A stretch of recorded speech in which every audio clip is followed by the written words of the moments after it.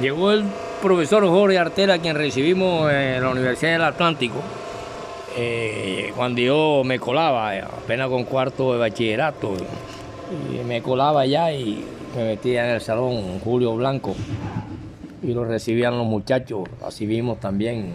a Lisandro Mesa, a la miseria humana, vimos a Leandro Díaz. Pero con Jorge Artel vino con una ropita desaliñada y tenía dolor de cabeza. Los muchachos fueron a buscarlo a un hotel aquí en Barranquilla y lo trajeron. Y no quería venir y total que lo recibieron y estuve yo entre ellos y luego nos dirigimos al Salón Julio Blanco. Jorge Artel decía poemas, este es buen autor de Tambores en la Noche, Jorge Artel, y de otros libros más, otros poemas más. Dice: Santo Domingo, murallas del silencio,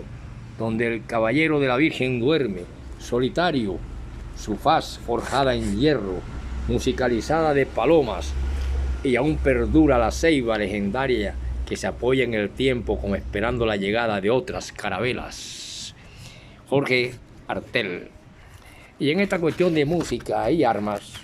es necesario, para darle fin completo a esta cuestión, analizar el discurso de Manuel Marulanda Vélez el día que cumplió 30 años esta guerrilla. Un Marulanda Vélez que se alza sobre Guillermo León Valencia, vio pasar tantos presidentes y su misterio de vida le hacía triunfar hasta que llegan a su más grande logro en cuanto a guerrilla legal y guerrilla popular, que se divide en dos para lograr una voz y voto en el Parlamento que venían luchando desde hace 60, 70 años, y que logran la voz y voto en el Parlamento colombiano, y eso significó el triunfo sobre todos los demás presidentes, entre los que pasaron Guillermo León Valencia, Misael Pastrana Borrero, Turbay Ayala, Belisario Betancur, Pastrana hijo, Duque y hasta el último Álvaro Uribe Vélez, quien cae en desgracia al tratar de unir el ejército con la delincuencia nacida de la necesidad de defenderse y armadas convivir. Y en ese discurso, Manuel Marulanda Vélez, en el cual aparece en el libro creado por los que pensaron y procesaron y crearon las diferentes corporaciones mundiales para la paz, registran que ese texto completo del discurso fue pronunciado por el mismo comandante en jefe de la FARC, Ejército Popular, llamado Manuel Marulanda Vélez, donde él dice las siguientes palabras: camarada del secretariado, camaradas comandantes de los bloques, miembros del Estado Mayor de los Frentes Unidos en general y combatientes de los diferentes frentes de trabajo de la FARC, reciban un saludo fraternal y revolucionario, deseándoles muchos éxitos en el desarrollo de todos los planes emanados de los organismos superiores, porque todo marcha bien, tal como es nuestro deseo. Desde luego, podemos hacerle frente a algunos comentarios en forma breve. El día 27 de mayo estamos cumpliendo 30 años de fundada la FARC, con una trayectoria de lucha revolucionaria muy importante en el escenario político y militar del país. 30 de mayo de 1994. Ya había dicho Jacobo Arena en abril 3 del 93 que se preparaban para la 8ª Conferencia Nacional Guerrillera Comandada y que estaban cumpliendo en ese entonces. Y ya en el 94 Marulanda dice que resistieron la Guerra Fría y el derrumbe del bloque soviético, y que por eso el día 27 de mayo cumple 30 años fundada esta guerrilla. Y imagínate tú, del 94 hasta ahora, cuánto tiempo ha pasado, y todos esos presidentes han estado, y muchos son muertos políticos, y otros están en desgracia y en corrupción, y la FARC se mantiene y logró la voz y voto en el Parlamento colombiano, y eso lo mira el mundo como un triunfo, en una guerrilla dividida en dos a quienes se les pregunta que si es posible la paz con armas, y ellos dicen que por eso se pide un espacio para dialogar, pero que no se pueden bajar las armas ante un Estado que ha acabado con muchas organizaciones que se han levantado, y por lo tanto ellos no son una simple cuestión académica, ni tampoco dulce en pera para masticar. Y así vieron caer a Pastrana, a Turbay, a Betancur, a Duque, a Uribe, caído en desgracia últimamente y a punto de ser encarcelado, y a Guillermo León Valencia, que tiene gente todavía en el Congreso de la República. Pero que lo más lastimero es que ellos volaban a oleoducto, y resulta que ahora se han destapado ollas donde aparecen que de estos grandes presidentes muchos apellidos de ellos también eran voladores o robadores del petróleo crudo, de Ecopetrol y de las diferentes cañerías que hay en Cañolimón y en todas esas partes donde solamente se creía que era la guerrilla la que robaba. Por lo tanto, desde que comenzó la operación Marquetalia en el 27 de mayo de 1964, dice en el discurso del camarada, que se hace llamar camarada, y que dice que el 28 de mayo cumplieron años también, dado que por primera vez lograron un cese al fuego con el presidente Belisario Betancur, fecha que también es de gran importancia para todos los colombianos, desde que comenzó la operación Marquetalia el 27 de mayo del 64, y que fue aprobada por el Parlamento y ejecutada por el presidente Guillermo León Valencia, los altos mandos militares con la asesoría de oficiales de Estados Unidos, para terminar y exterminar a los combatientes de las anteriores luchas partidistas liberal conservadora, haciendo utilización del anticomunismo como una arma de combate producto de la Guerra Fría, desencadenada por las potencias y muy especialmente por Estados Unidos. En Marquetalia estábamos dedicados a crear nuestro patrimonio, dice el camarada, el comandante en jefe de la fuerza militares o fuerza guerrillera o militares del ejército del pueblo, para bien de nuestra familia, abastecer la población de los pueblos más cercanos como Gaitanía, Planadas y Neiva, dice en su discurso, pues, que está registrado en el libro y está escrito. Pero la política desarrollada por el Frente Nacional, dirigida por los partidos liberal y conservador, en cabeza del presidente de la República y con el beneplácito de algunos parlamentarios, entre los que figuran Álvaro Gómez Hurtado, quien fue promotor de los grandes debates contra las llamadas repúblicas independientes, que no existían y que solo servían para justificar la agresión y darnos el calificativo de bandoleros a los habitantes de la región.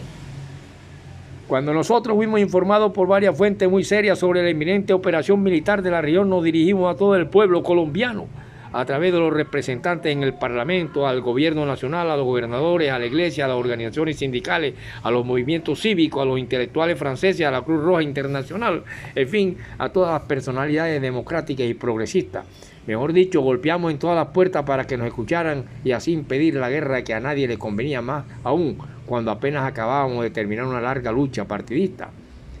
Es la etapa de la violencia de 1946 al 53, recalcó Marulanda, con un crecido número, y continuó su discurso, con un crecido número de muertos y con grandes pérdidas para la economía nacional. La única que intentó visitarnos atendiendo el llamado para comprobar que éramos trabajadores fue la iglesia, pero los altos mandos se lo impidieron, y fue así como todos los esfuerzos para evitar la guerra fueron inútiles. Los campesinos de varias regiones también se movilizaron pidiendo una salida distinta a la confrontación. Con todo ello, el gobierno resolvió declarar la guerra oficialmente. Enseguida autorizó a los altos mandos militares para que ocuparan la región de Marquetalia y El Pato y eliminaran a todos los habitantes que no compartieran la potencia política oficial. Y fue así, tal como en un lugar llamado El Dorado, cerca de Planada, fusilaron a centenares de campesinos acusados de bandoleros, colaboradores del bandolerismo y el comunismo. Era el Son Benito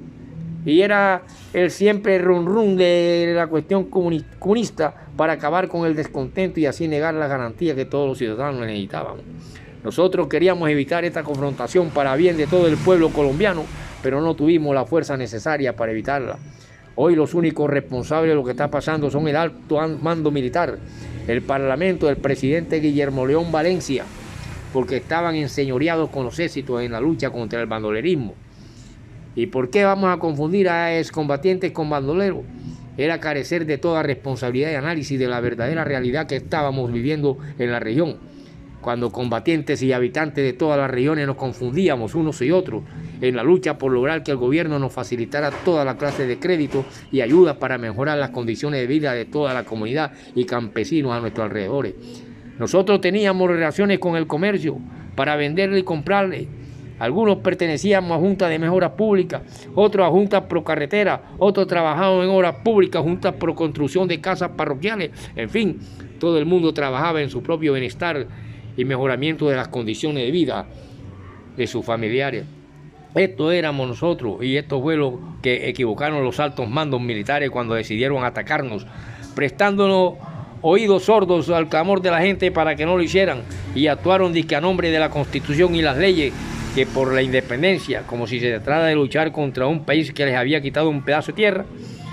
y por eso izaron la bandera de Colombia en medio de una ceremonia con grandes pliegues en todos los periódicos y con grandes aplausos de los reaccionarios y los grandes monopolios nacionales y extranjeros, como si estuvieran logrando el triunfo sobre otro país. Con los dineros invertidos en la guerra contra los 44-8 en Marquetalia, el gobierno pudo haber mejorado las condiciones de vida de los habitantes de la región y rehabilitar la población en forma considerable de la Guaitenía, Planada, sur de Alta Santa Rita, Praga, Chapinero, San Luis, Aipecito, Órgano, Las Estrellas y otros, pero primaron la fuerza reaccionaria y dieron comienzo a un nuevo capítulo de la violencia que hoy estamos viviendo en todo el territorio nacional, patrocinado por el Frente Nacional, en cabeza de los dos partidos liberal y conservador. Por eso la ocupación de Marquetalia se produjo con la disponibilidad de 16.000 hombres para atender el cerco a los alrededores de Marquetalia en los departamentos de Huila, Valle del Cauca y el sur del Tolima, y de esta manera ir estrechando el cerco hasta lograr la aniquilación del núcleo revolucionario, el cual más tarde se convertiría en guerrillas móviles para empezar a dar respuesta a la agresión militar. Y por eso nos reunimos el 20 de julio en medio de la confrontación en una asamblea para trazarnos las primeras líneas tácticas. Estas son palabras del discurso y que así le habló a la entrevistadora y con sus escritos para determinar las verdaderas intenciones de la FARC, y que por qué era muy importante los lazos diplomáticos y culturales con otros países